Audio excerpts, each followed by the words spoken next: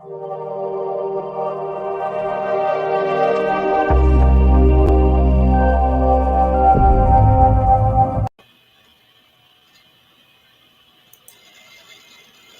you guys, I think I messed something up. Hold on 1 second.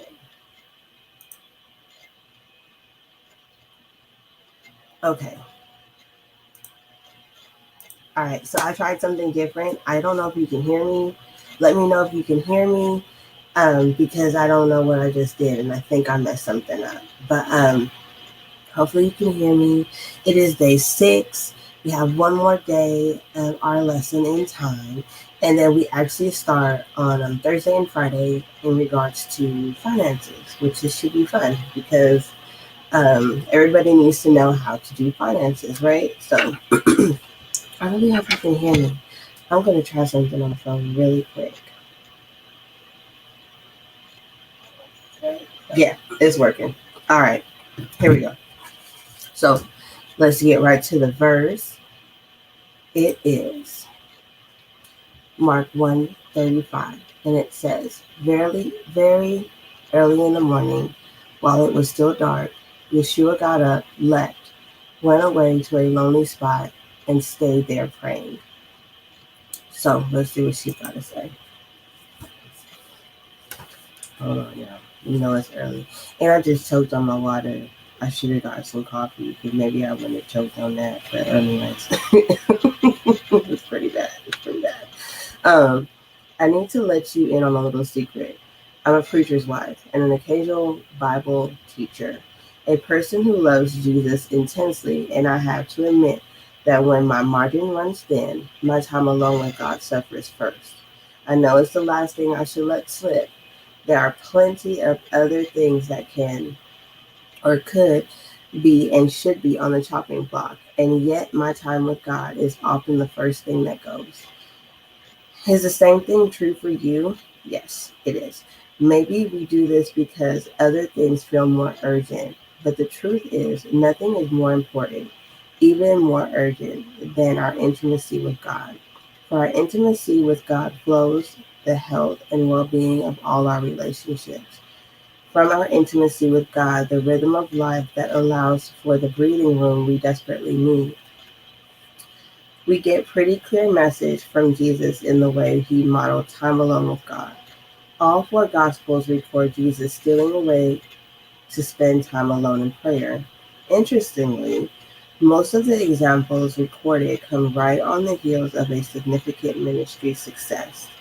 When when the demand for his time and attention would have been at the highest, it seems that Jesus did exactly the opposite of what I'm tempted to do.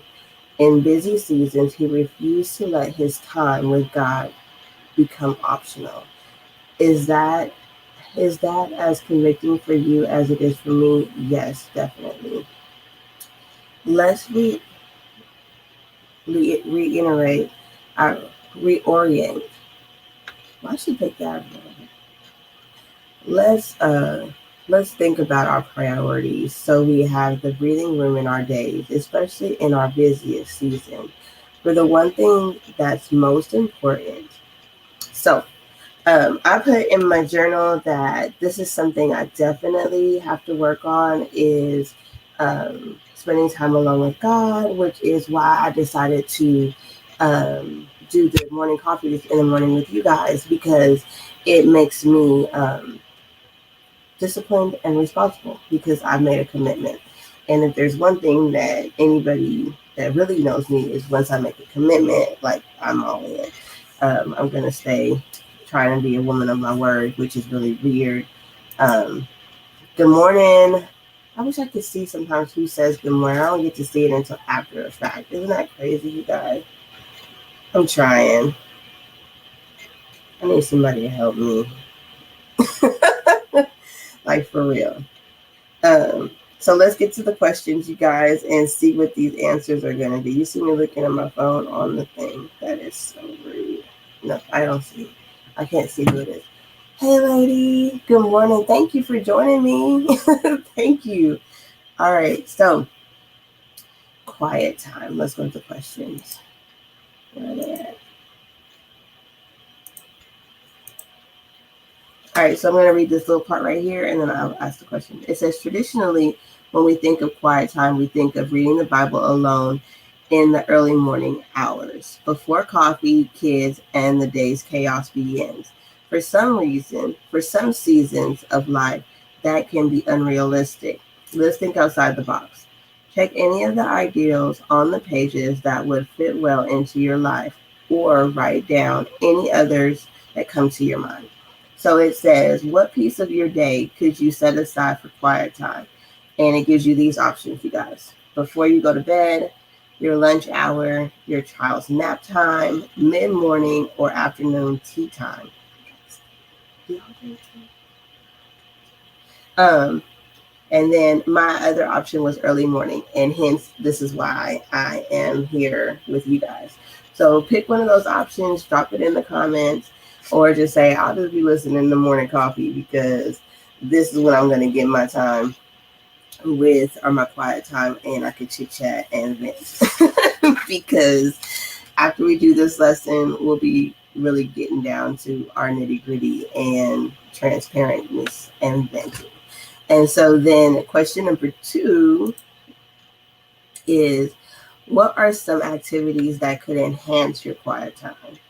And so these are the options. It says listening to a sermon, reading a devotion on your phone, playing worship music, listening to your Bible app read to you, and then devotional book.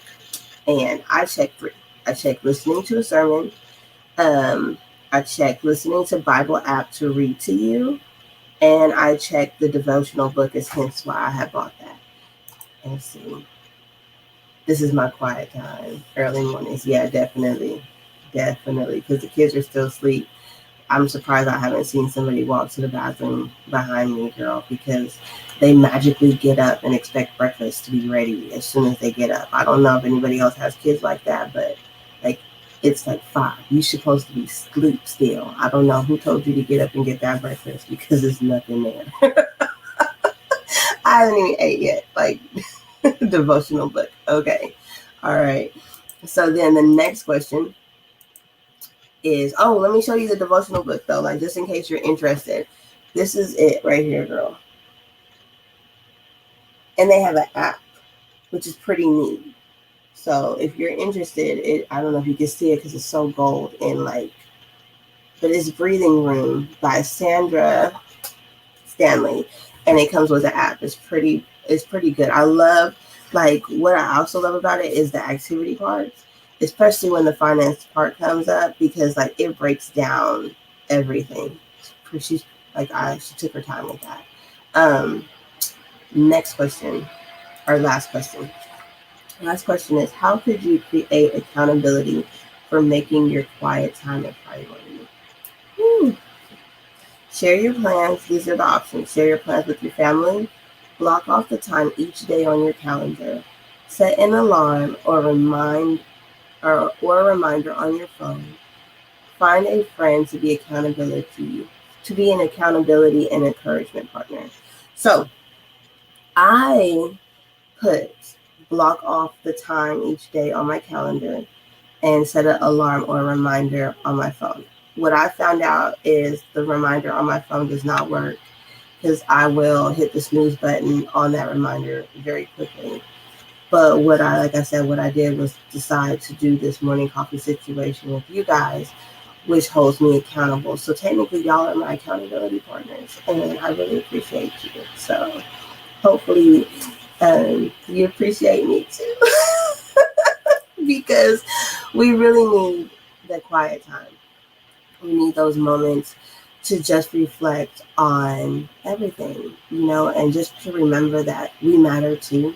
Like, I think like the first 10 to 15 minutes of your days is important, but if you could set aside 30 minutes for you, I believe it just makes you more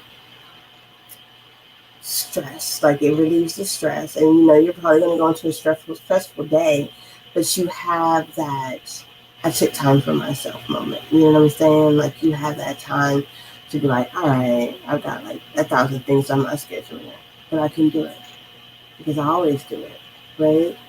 And just Alarm, no snoozing, girl. Okay. I'm the snooze queen. Did twice this morning. I did twice this morning. But then I put a one of those videos, like I put a sermon on this morning, and then I woke up like, girl, you gotta get up. I've been meaning to watch all week. It's great. Thanks. Oh, by the way, too, I have guests come in and I ask you the questions on the live, so that way we have like dialogue and people can see that moms like perspectives from anybody, from mom, dad. I do have a man coming on Friday, so like if you want in on it, girl, just let me know and we can pick a day. So this is the end of it. We have one more day discussing time, and I think the subject is hope for the weary. So if you're that mom or dad who's tired and weary, this is going to be our subject for you, and it does give you a nice little prayer in the end to pray. So I really thank you for joining me for Jay's Morning Coffee. I hope to see you tomorrow. If not, watch the replay, right? And you can still interact because I'm going to interact with you too.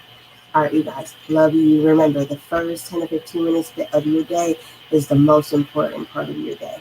That sets the tone for how you are the rest of your day. And we hope that you spread love and joy and hope to others.